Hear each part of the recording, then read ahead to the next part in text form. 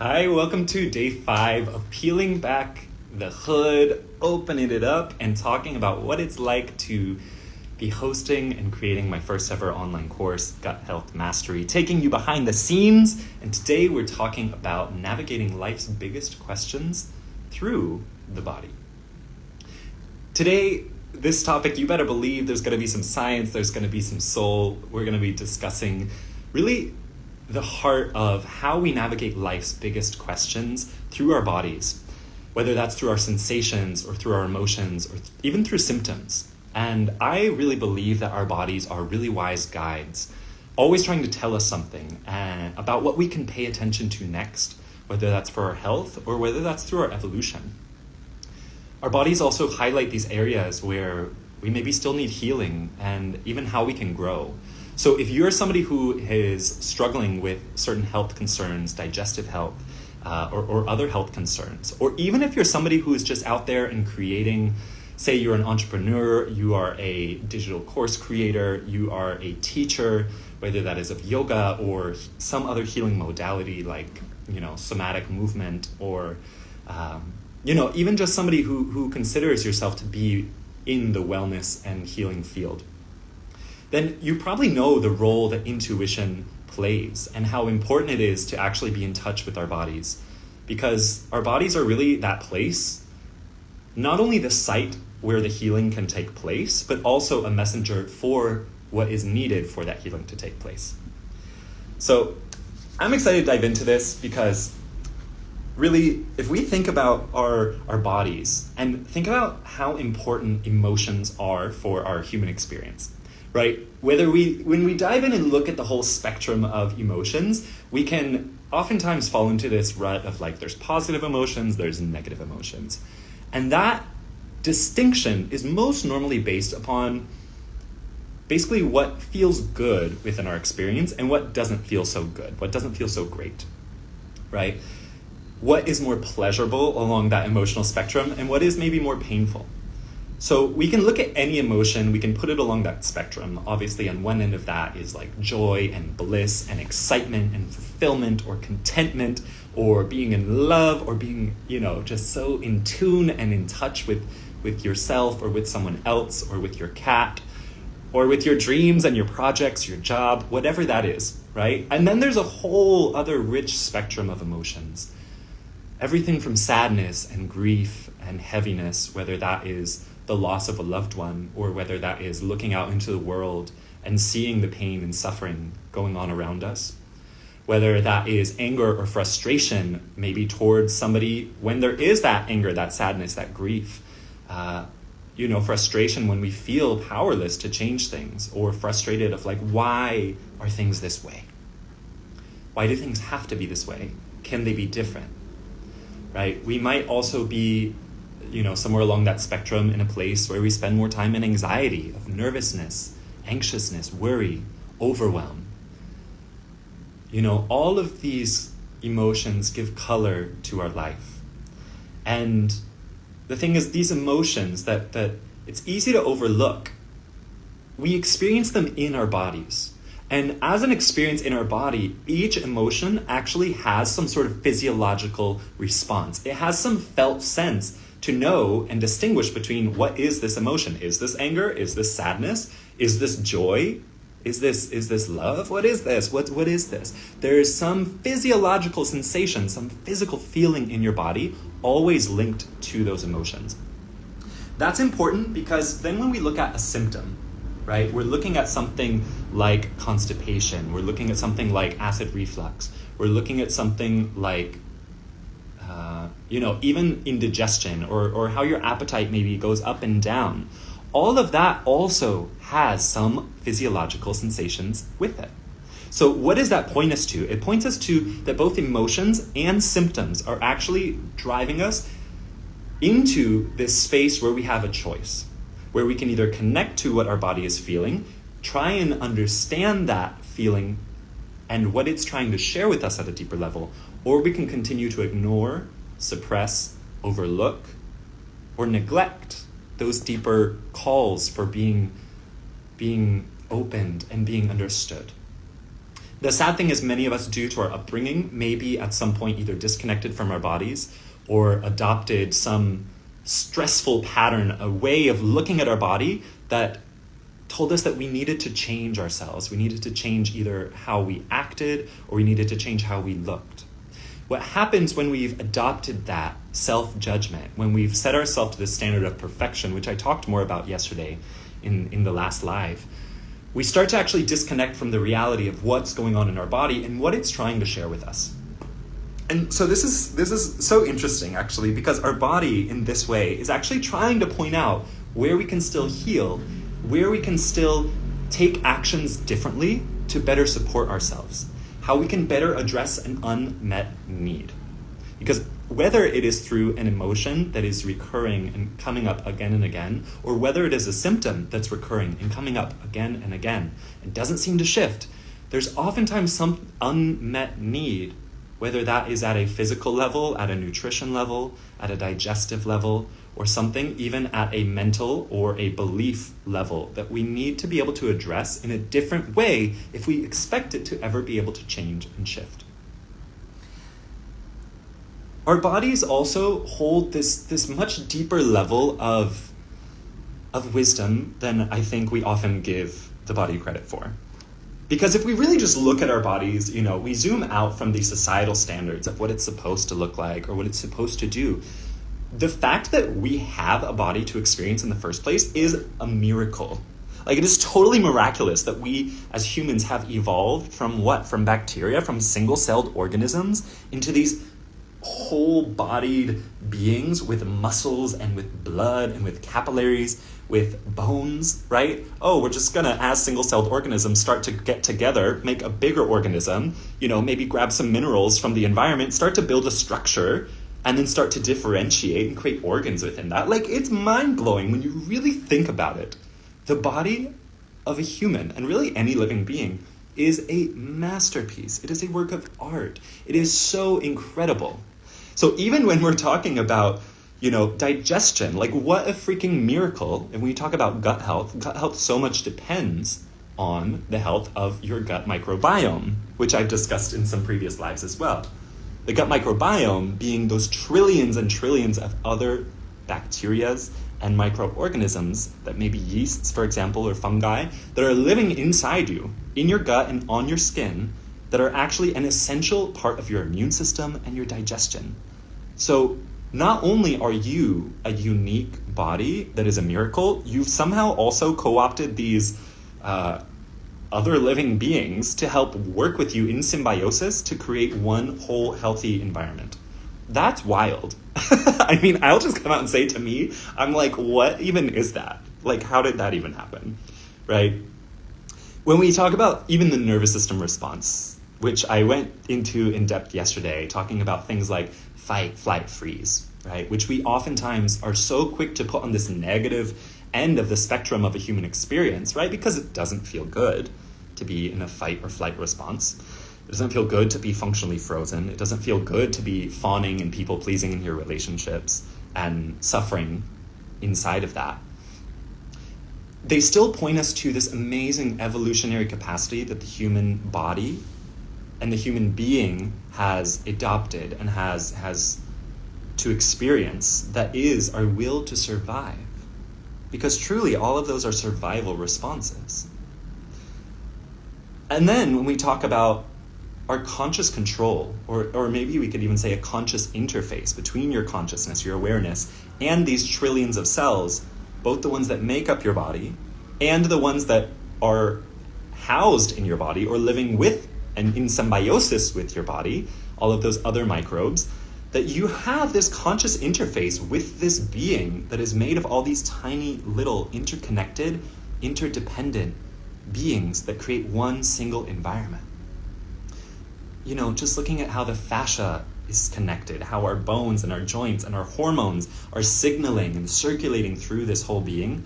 I mean, really, it should not ever be discounted that our body has an immense amount of wisdom, right? And within this immense body of wisdom, of what it means to create a body that is coded into our cells, that is coded into our DNA, we also need to recognize that we have, as human beings, and as beings of this planet, an innate knowledge of how to thrive and of how to survive on this planet.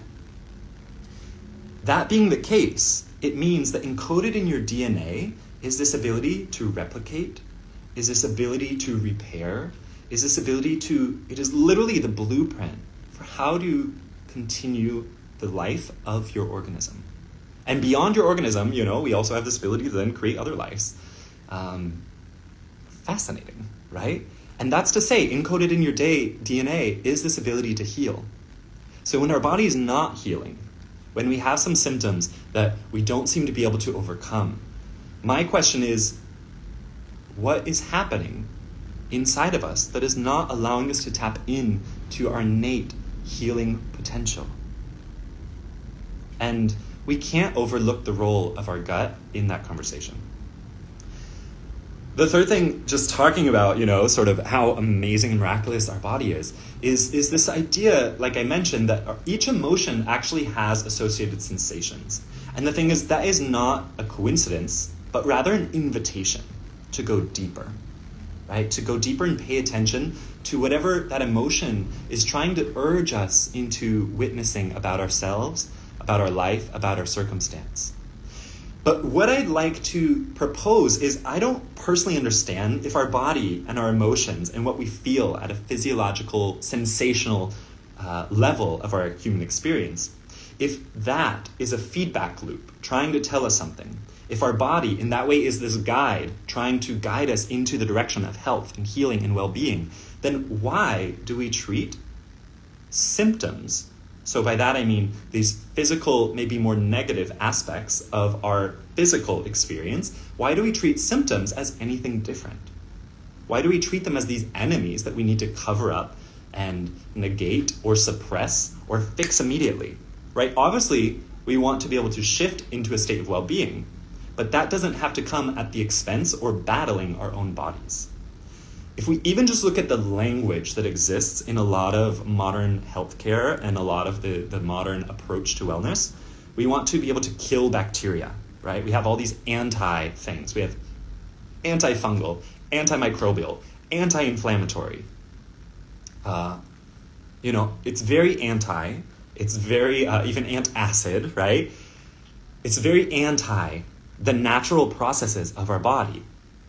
It's very anti-life. It's very anti the fact that the health of an organism, as complex as a human being, actually depends on a healthy ecosystem between those cells and between our gut. So when we take an antibiotic, it destroys our health in the way that, yes, it may suppress some microbe that we don't want in our gut or in our body, somewhere that's creating havoc. I'm not saying that is not a good thing, but the repercussion is that it also creates an environment that is hostile or even toxic to our own internal gut microbiome. It can totally decimate our gut microbiome, which, as I've already mentioned, is essential, the health of which is essential for our immune system and for our digestion, thus our nutrition, and thus the health of every other cell in your body. So we have this very anti and this very, wanting to kill cancer or wanting to kill, fight diseases, right? It's very combative language. And so we adopt this subconscious understanding that whenever we have a symptom that we want to fix, it's something bad, it's something negative, it's something we need to fight. We don't necessarily see it, our bodies, with the eyes of compassion and the eyes of wanting to understand at a deeper level. What is it maybe trying to ask of me? How might I actually shift something in my life in order to shift this circumstance? So in that way, I really believe that recurring symptoms or even recurring emotions, thus rooted in sensations, are an invitation to go deeper. When we look at our gut, the human gut, right? I'm pretty sure we've all heard the phrase, trust your gut, right? So this also is just something encoded into our language and our understanding that is very about the primal knowledge that exists in our body, this understanding of how to survive, of how to thrive. And that is very deeply connected to this topic of intuition, right? This knowing without knowing something, this knowing at a deeper level. And my question would be, on a scale of 1 to 10, if you had to think about it right now, how much do you trust your gut? Right? How often do you trust your gut? 10 being all the time, every time, 1 being almost none of the time. Where do you lie on that spectrum? Because within our gut, right? Think about sensations that you've experienced in your gut that are more emotional in nature. So like the butterflies that happen in your gut when you're feeling, nervous, or you're feeling excited, or you're feeling like you just met somebody who something feels right about meeting them. Something feels, tantalizing about that connection. Or maybe even the knots in your stomach when you're feeling anxious, or when you're feeling worried, or when you're feeling overwhelmed by a certain situation, right? Our gut is communicating something with us, right? Through these physiological sensations. So then why do we treat our digestive responses differently, right? It's part of the whole premise of what I want to share today, of why are we then treating these digestive responses, which are really just our body's way of communicating what's going on at your physical level, and what's going on at this emotional level, what's going on at this intuitive level, in terms of how you're experiencing and navigating life. Because we could ignore these, right? We could just ignore our symptoms. We could try and suppress them with all of these anti-medications.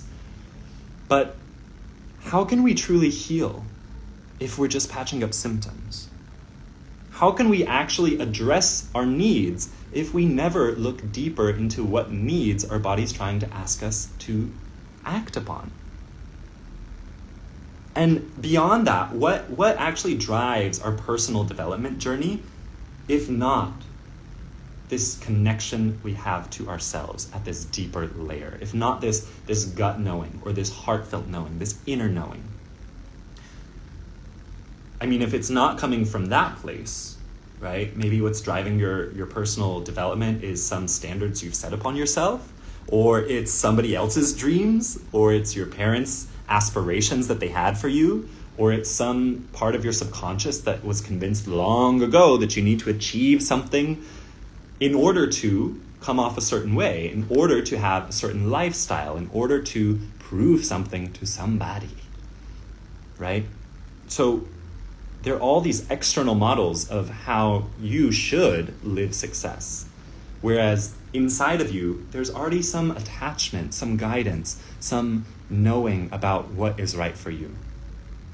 And so what if, for example, if you're living in a very stressed out work environment, what if that is actually asking of you to see that environment differently and see what needs are not being met? And it doesn't necessarily mean quit your job, but how even within that space could you show up in a healthier, different way, right? That could be, actually having healthy boundaries with your work. For example, being able to shut your laptop, being able to stop answering calls or emails at a certain time, that your body is craving, being able to tap out of that work and mind space and tap into your own personal life, right? Or perhaps there's not enough space for you to feel like you're experiencing your work as part of your personal life, right? Something about that environment maybe makes you feel like you cannot fully express yourself, you cannot be yourself, and how obnoxiously heavy does it feel if day by day, for a certain amount of time, you feel this deep need to perform, to put on a mask, to be somebody you're not, to fit yourself into some sort of box that somebody else designed for you, right? That over time can be one of the leading causes of this deep-seated overwhelm, anxiety, burnout, right? Is because there's not space around you to bring yourself to the table. So of course your overwhelm and your frustration and your stress is actually just a reflection of the fact that whatever's going on outside of you is not aligned with what your intuition wants for you and your personal growth, your personal evolution, your healing journey. So we have this idea that yes, you can ignore then what's going on in your gut, right? But your gut is actually responsible for digestion. Not just physical digestion, but also the digestion of emotions and the digestion of your mental faculties, right? Of your mental experiences, of changing out beliefs for example, that no longer serve you, that is a direct reflection of the digestive process. Being able to break something down into small enough pieces that you can then absorb and take with you and hold onto that which is nourishing, that which is right for you, that which is helpful, that which is useful, and be able to properly let go of and release and unwind, untwine, and undetach from that which does not serve you, that which is not helpful, that which is not healing. All of that's a digestive process, right? And so if you're seeing your gut as not only this home of, physical organs, but also deeply connected to your emotional experience, then oftentimes if there is then recurring gut issues, it is most of the time pointing that there may be something, whether it's at a physical level or an emotional level, that needs to be addressed. Something deeper that needs to be witnessed and understood in order for you to experience a greater level of well-being.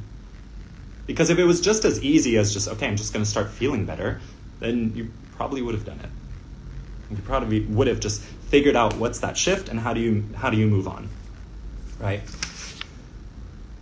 I wanted to talk about 3 major misconceptions and mistakes, transitioning from that place into how I see most people approaching their gut and its connection with emotions, right? And approaching their body and its connection with our intuition and our life's guidance.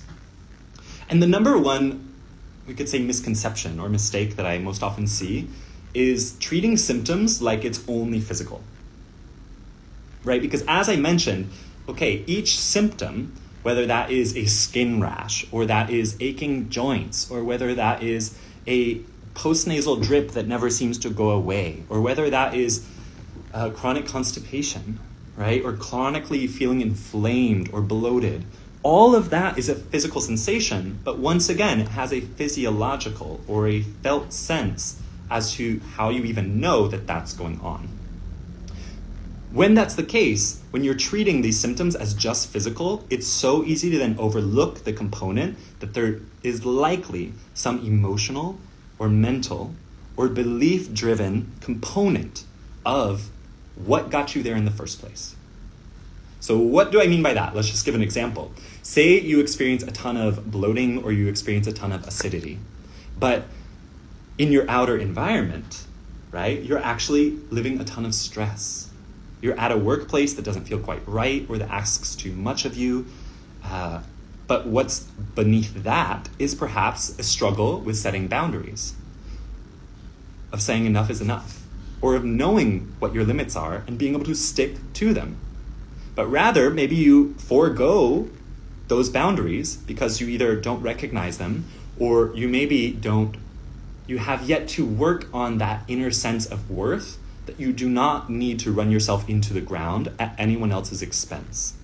You do not need to run yourself into the ground to make a living. You do not need to totally run yourself into the ground to live the life you think you want, because very clearly your body is saying this maybe isn't exactly what you want. Or maybe you can't survive like this and feel good.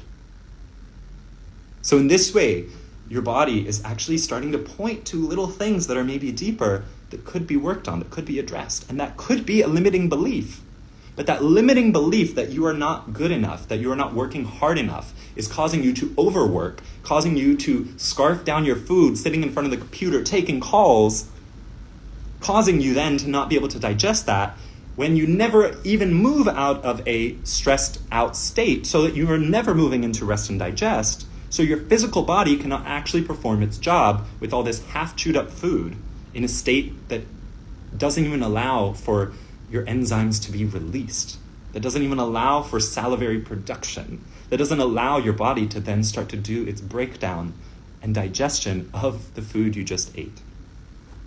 Which is then going to leave you with things like brain fog, because you didn't actually get all that nutrition absorbed, because you're maybe feeling heavy. You may have gas and bloating, which is a sign actually that there's more metabolic waste building up inside of you and inside your circulation that is actually a direct result of your gut microbiome not processing that food well. So you have this toxic buildup inside of you You're not getting the nutrition that you want. So of course, it makes sense that your body would also be experiencing brain fog. So in this way, every symptom is asking us to look inside to see what's the root cause. What's actually underlying this, right? There's probably physical and then emotional, mental, belief-driven components that need examining.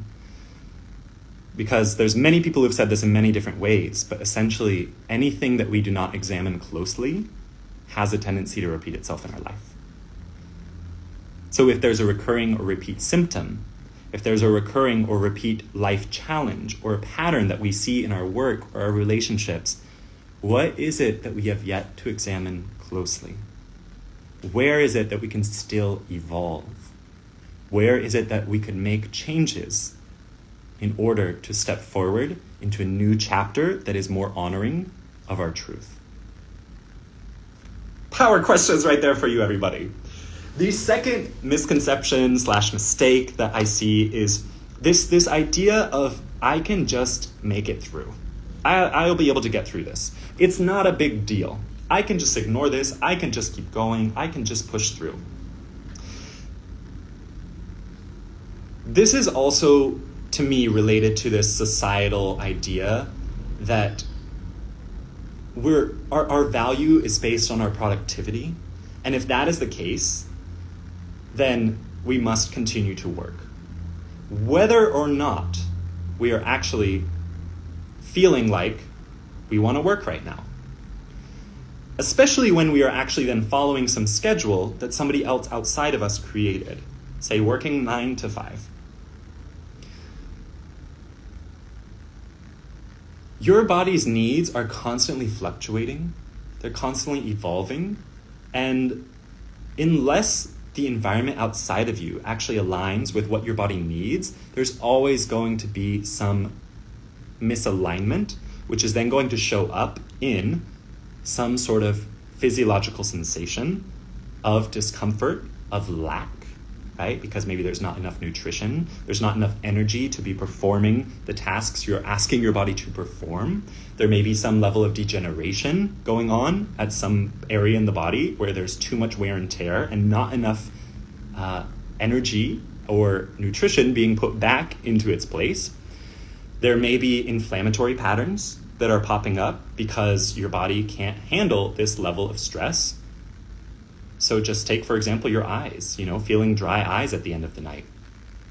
But what if you've spent your entire day staring at screens, right? Your eyes are going to be inflamed because you've asked so much of those cells. You've asked so much of your eye's processing power that it can't necessarily keep up, right? And there can be other disease patterns, which I've discussed in other past lives that I would invite you to go check out.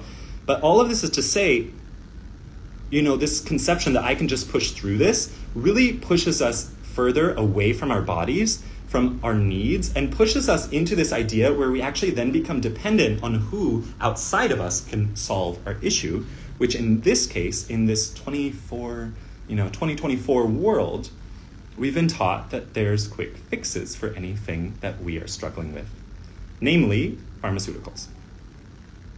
So I actually wanted to, in this little bit, include the story of a friend, a close friend of mine who is a survivor of stomach cancer. But her story actually started with feeling like she could push through all of her frustration, feeling like she could push through, in particular, her headaches. She also had a lot of acidity and a lot of,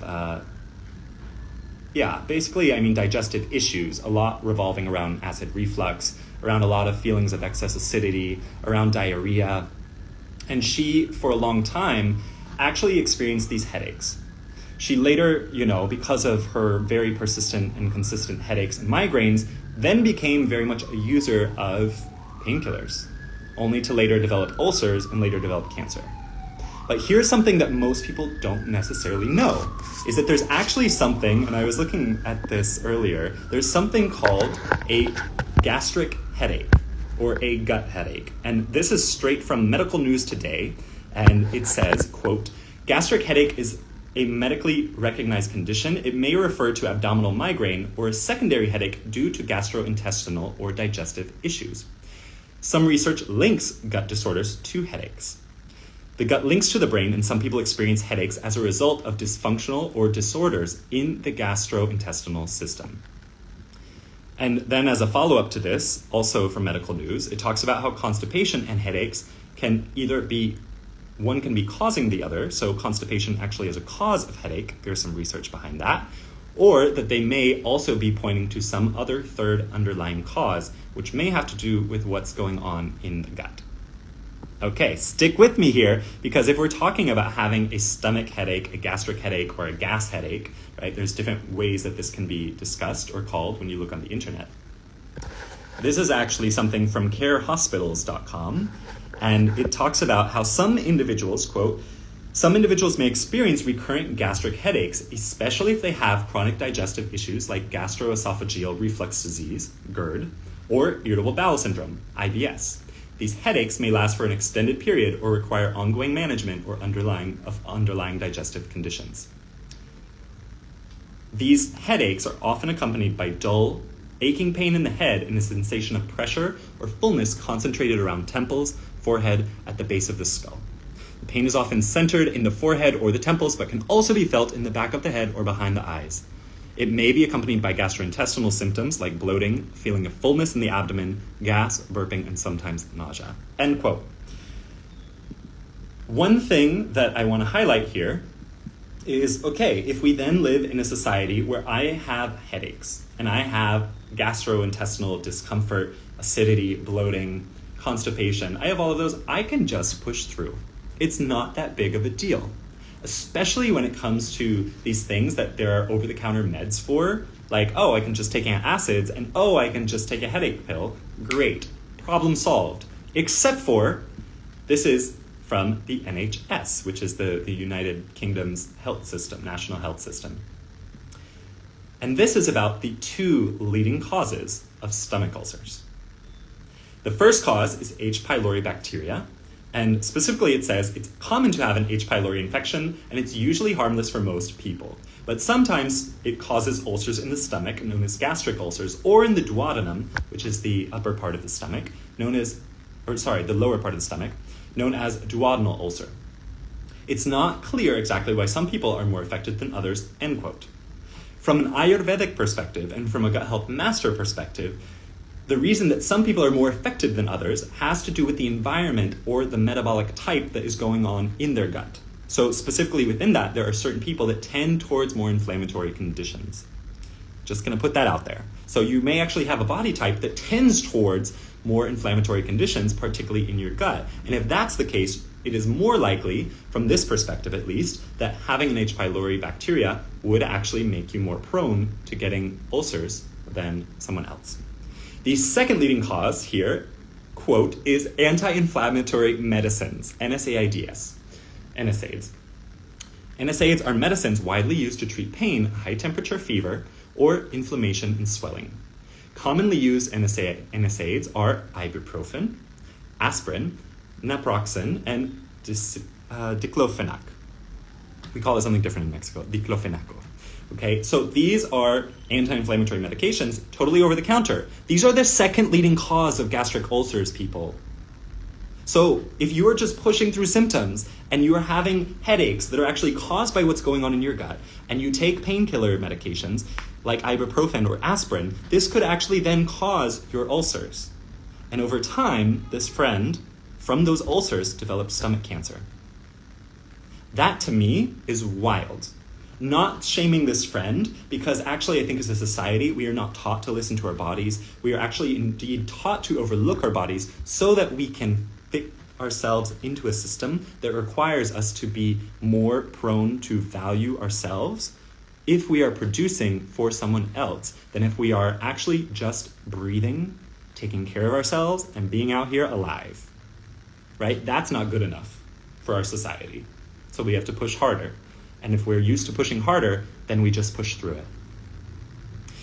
And let's just say, you're not taking ibuprofen or aspirin for pain, you take Tylenol. I just wanted to highlight this because paracetamol, or Tylenol, as it's also known. There's this research from PubMed Central, and when was this published? 2019. It's called A Social Analgesic. Acetaminophen, or paracetamol, reduces positive empathy. And this whole study is talking about how Tylenol, as an alternative painkiller, which you could take that might not necessarily cause gastric ulcers, actually reduces empathy for other people's suffering. And, quote, blunts physical and social pain by reducing activation in brain areas, particularly the anterior insula and anterior cingulate, thought to be related to emotional awareness and motivation. Some neuroimagery research on positive empathy, which is the perception and sharing of positive affects in other people, suggests that the experience of positive empathy also recruits these paralimbic cortical areas in the brain. We thus hypothesize that acetaminophen may also impair affective processes related to the experience of positive empathy. End quote. So our options here are either to set ourselves up when we have something that's root cause has nothing to do with any of this, right? The root cause likely has something to do with the fact that we are not eating something that's in alignment with our metabolic type. Thus, our body cannot process it. Thus, our body has to go through these loopholes to try and figure out how the heck it can process it. Or our food is setting up cascades of chemical reactions in our bodies that then create things like excess acidity. In that way, taking an acid does not solve the root problem. It solves the symptom for a little bit, but it's never actually addressing the root cause. So the root cause continues, and then you may end up with something, let's just say, like a gastric headache, which then you try and treat with something that either, one, takes away your ability to empathize with other humans, or B, actually could cause you stomach ulcers, which is also a factor that may lead to something like stomach cancer. All of that because we have this conception that I can just ignore this. I can just overlook these symptoms and overlook what they're actually trying to ask of me. And the third misconception or mistake that I see is just overall not trusting our body's signals. Right? Pushing through the pain, pushing through the discomfort. Our gut is called our second brain for a reason, because it is a hub for intuition. It is a hub for emotions. It is a hub of knowing what is in balance and creates balance for our body at a physical, emotional level. And it also then has direct influence on our thoughts, on our decision making, because everything you eat then gets either digested or not so well, creates this feedback loop of nutrition that bathes every single cell in your body, that then creates other patterns of disease, potentially, if the needs of your body are not getting met through that digestion, right? Like what your body's actually able to digest, or through the nutrition itself. And granted, many people do struggle with nutrition, of not actually getting enough of the right foods for their body, for their metabolic type, for their stage of gut health. But many people also do not know how to actually address their digestion and improve their digestion. And I see this in how normalized it has become to have gas, bloating, constipation, all of these sort of, bloating, all of it is treated at some societal level as something that is so normal. But it is the first canary in the coal mine that something is up with your digestion and your body's ability to process the foods that you are eating, right? And that is not always just about the foods themselves. As I discussed yesterday, it could have something to do with your body's nervous system response. It could have something to do greatly with your circadian rhythms. It could have something to do with your body's circadian rhythms, which is how your body, each organ has its own clock. Your sleep and wake cycles is another clock. As we move through the seasons, certain genes get activated and shift inside of us. And also our gut microbiome has its own circadian rhythm. All of this comes from a field known as chronobiology. So it could have something to do with your own chronobiology, that the foods you're eating are not able to be processed at the times you're eating them. Like we all know, we've all been out for some like late night meal, some pizza sometime, or we're at a party and we're just scarfing down like hummus and chips like there's no tomorrow. And then tomorrow it feels a little off, feels a little funky, everybody, right? There's maybe some alcohol involved and just things don't feel quite right. My whole thing is I am not about telling you that that is terrible and you should not do that, tisk tisk, but to say when your body responds with those symptoms, right? In this case, okay, we can understand, okay, I ate like 5 slices of pizza late at night. I ate an entire pizza by myself late at night, and I had a ton of beer, more than I should, and then I got really bad sleep. And yeah, I mean, when there's then symptoms, there's then sensations in your gut, you can maybe link it back to that. But sometimes it's not that easy. Sometimes it's not that clear. But that doesn't mean that those times it's not as clear that it is worth ignoring. That it is a signal that you don't need to listen to, that you can easily overlook, that is something purely physical that has nothing to do with the emotional, right? It is actually, as I mentioned again and again, an invitation to look deeper, not only to become your own healer, but truly to understand yourself better. Because having that deeper rooted sense of self-understanding is going to take you further in life than anything else. And even if you were not to believe that, say you get all these things you thought you wanted, you get there, and then you realize you have no idea what you like, who you are, and you haven't spent any time of your life dedicated to those things that are most important to you and those things that you most love. You have spent 0 time actually cultivating a healthier relationship with your heart, with your own inner world. Then what? What does that cost you? So I wanted to end today with this notion that your body holds the answer. It holds the answers you're looking for, whether that is some further insight into your health, whether that is some further insight into a richer emotional life where you're able to embrace all of these facets of yourself and understand what needs attention in your psyche or in your relationships or in your life or your relationship to your dreams. What needs tending to that maybe is being ignored or neglected or shut down? And how can you actually approach that in a more healing way, in a more acknowledging way, in a more honoring way? And if you were to do that, what might that bring for you in your life?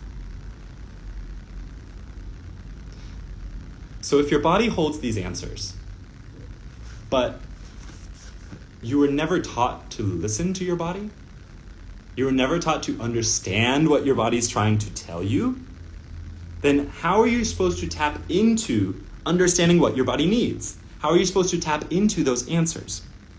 Because also, as a society, we have just lost contact with our body. We've put our body and our personal wellness so far down on the list of priorities that we have totally lost within our culture an ability to understand properly our body's language.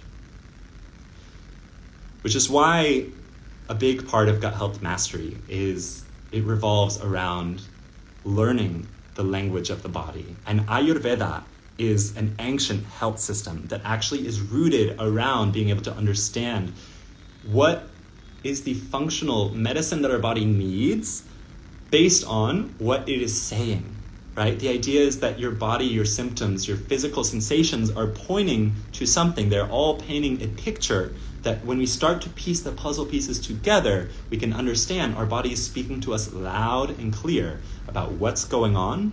And then we know exactly where to start to look in your diet, in your lifestyle, and your beliefs to understand what the actual root cause may be.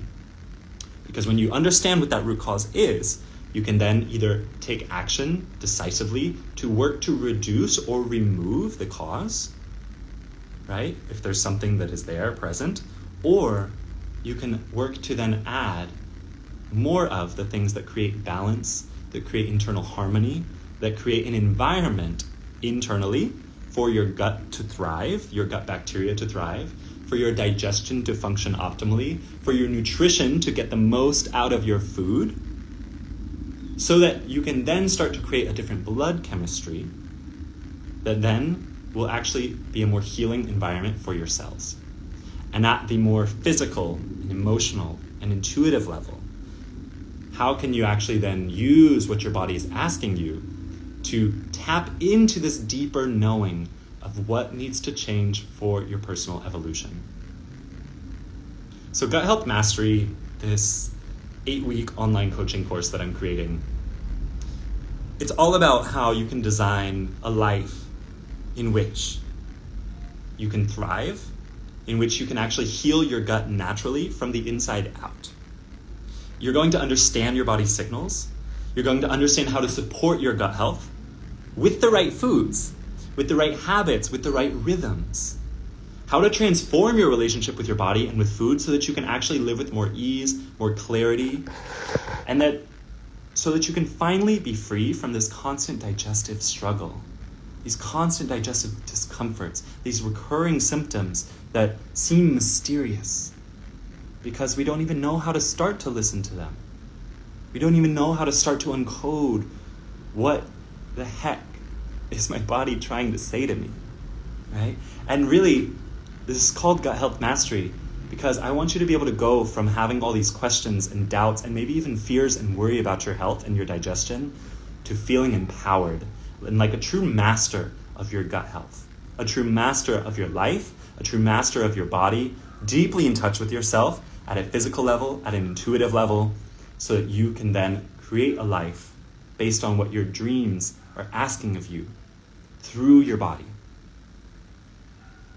So, if you're interested in learning more about Gut Health Mastery, send me a message.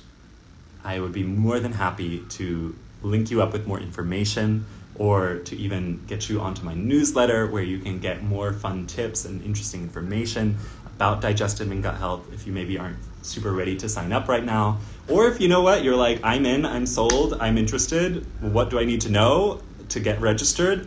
We do still have spots for this, and we are still have our registration open for until October 30th. So yeah, send me a message if you also just want to get signed up. Because some people might just be like, look, this is it, this is me, this is what I need, let's do this. Whatever about this just feels right, resonates, and you can see yourself in recognizing that, hey, before the end of 2024, what would it mean to you to actually be able to heal your digestive symptoms, to have a new relationship with your body, to have an easy new way to approach food that allows you to easily move through diet, food prep, and even choosing what to eat when you eat out so that you can best optimize your nutrition, get the best health for your body, and ideally heal your gut from the inside out.